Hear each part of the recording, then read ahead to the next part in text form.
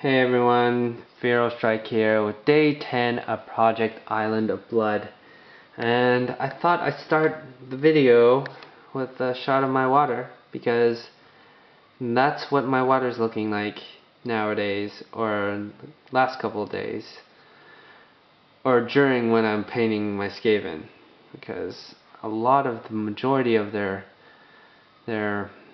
clothing is blue, and I talked about how the fluff was my warlord, my Skaven warlord. He definitely has a liking for blue, and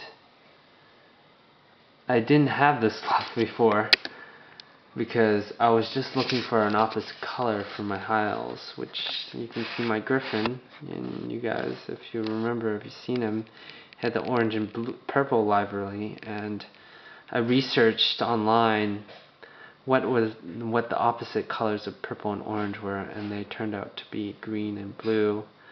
And thinking green was the color of warp fire of the Skaven anyways, which would be included in some of my Skaven models, I opted for blue, and it actually worked out like most of my Warhammer stuff nowadays, like my Orc and Goblins, who worked out, and my having some extra bases, which I'll show you later. And this might be a long video, guys, so if you don't want to watch a long video right now, then I suggest you watch this later, or continue watching nonetheless. But yeah, what I've been working on recently, last week I painted blue for my rightmost clan rat unit, and I had them blue, and not their entirety blue, because I want this unit to be set apart from the other unit. And I showed you last video the Skaven clan rat along with my weapons teams. And the Skaven clan rat had the rusted metal on his armor, which I liked, and when I painted it, I just randomly, I think I randomly painted it like that, and even though it didn't look like my other models that I painted previously, like the rat ogres or the warlord, which you can see in the background, it worked, and I kept it, and I'm gonna keep it for that entire unit. But you might notice now that I said that on the left, that the unit on the left, which I'm gonna have as the clan rat's hand weapon shield, most of their stuff is blue, like that, including their armor.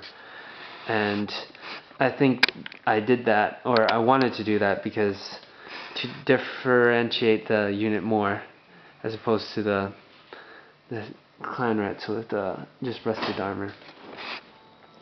So I'm just going to put this side-by-side comparison just to show you the differences, because a lot of the models in the Island of Blood set are doubles, and for the Skaven clan rats I decided to split the doubles and make them different in each unit, like by having different weapons, and now by having a different color on their armor.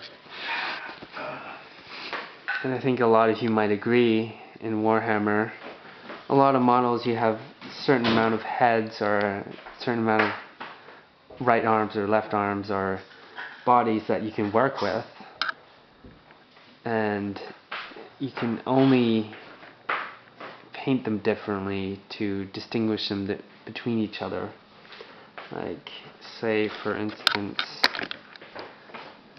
these Chaos Warriors, which I've been working on recently, they have like 6 or 7 different heads and only four different sets of bodies, which means it's not a lot of differences between the bodies, so you have to change their heads and the weapons that they use to fit it, to make them different, that is.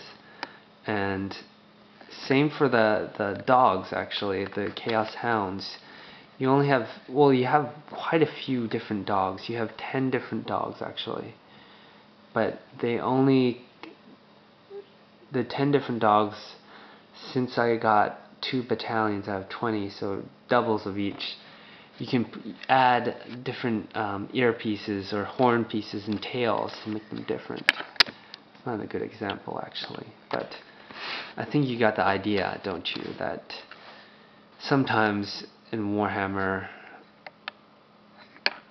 some of the kits that you get, you only have certain poses, and there's only like 4 of them, and the only thing you do is convert them a little, especially the models, metal models, you can only convert them a little bit, not too much.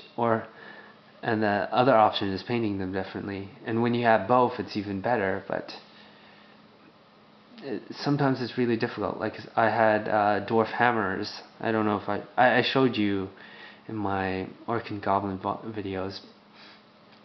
And these models only have 4 different poses, and luckily for me and other dwarf players, you can paint the beards differently, which I haven't actually, but they also have bits of clothing which I utilized. I changed each color of the clothing for each model, so even if they were the same, you can make them different.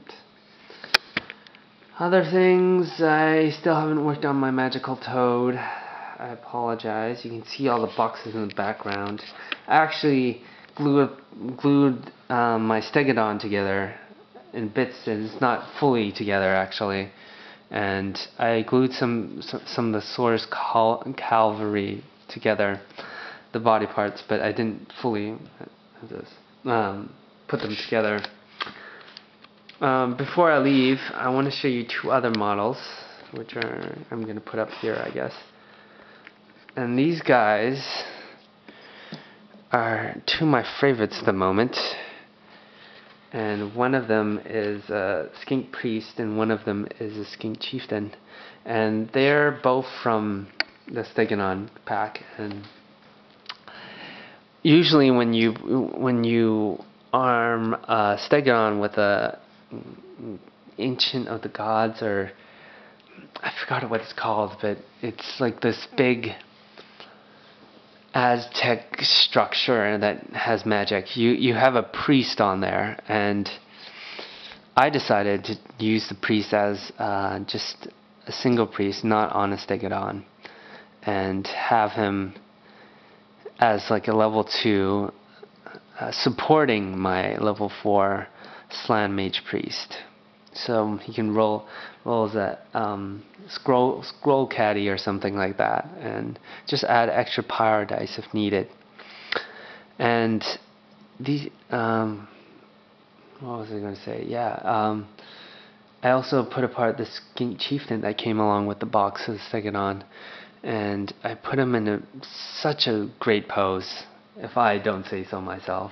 He's like jumping up in victory, even though he hasn't won anything yet. And yeah, he is 1 foot off the ground. He's ready to, just jab the air and yell victory or something. Yeah. So these guys are going to be, I already have a set color scheme in my mind of what my Saurus is going to look like, what my skinks.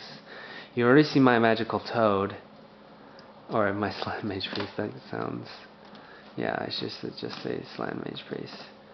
So yeah, that's all I wanted to show you. Sabertusk is here. I added some color to the mane to make it a bit different. I think I saw it from the Ogre Kingdom book. Just add the hair different to make it a little different. Still has the stripes. And I'm working on my second one. This is here. He doesn't have his stripes yet. He lost his stripes, but he's gonna get them back. And yeah, just a lot more to do for my Warhammer, and a lot more updates. And I know I've said this before, but I really want to get these guys finished so I can start my next project. And I'm planning to finish them, I said this, middle of October, and then finish these patiently waiting high elves And they've been really patient with me. It's been like 2 months. More than 2 months actually. I got them way back when. But it's just only recently I started painting again. They've been waiting patiently, and it's going to be in about mid-October, and then November I'll have something special for you guys. And it's not Warriors of Chaos or Lizardmen. I really should make a separate video for them starting them projects, but I want to wait till next year to do them. So they'll be assembled, and I'll show you guys, but not fully assembled because I still want to buy some parts. But they'll be partially assembled for you guys to see what I'm doing with them. So yep. Anyways, thanks again for watching. I know this is a long video. I was originally planning to do 2 but I'm just too tired, and I don't want to re-record. I've re-recorded a few times already, and you know that feeling when you made a great video but you're like, oh, I'm gonna make another one that's better, but you don't, and you regret deleting that video. That's what happened to me. Usually happen, many times happened before actually, but you know, I like this video and how it's going. So anyways, yeah, I said it. Peace, and I'll vlog to you guys soon. Day 11 soon coming. Bye.